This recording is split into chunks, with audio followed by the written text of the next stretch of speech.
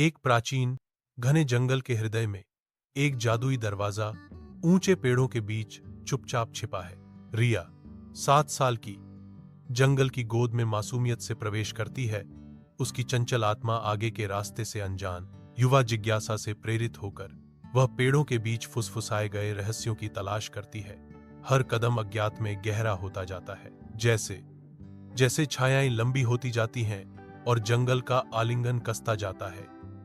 रिया को बढ़ती बेचैनी के साथ एहसास होता है कि वह निराशाजनक रूप से खो गई है।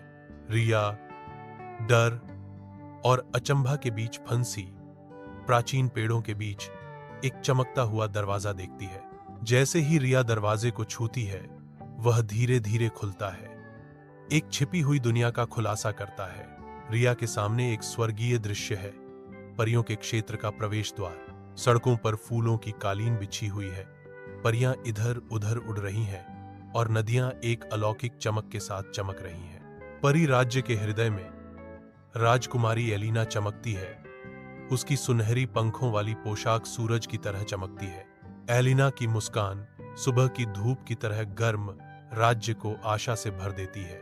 एलिना ने गर्मियों की हवा की तरह कोमल आवाज में घोषणा की, आप खास हैं क्योंकि केवल शुद्ध हृदय वाले ही इस स्थान तक पहुंच सकते हैं। इस जादुई दुनिया में रिया और एलिना की दोस्ती खिलने लगती है, जो साझा सपनों और असीम कल्पना का ताना बाना बुनती है।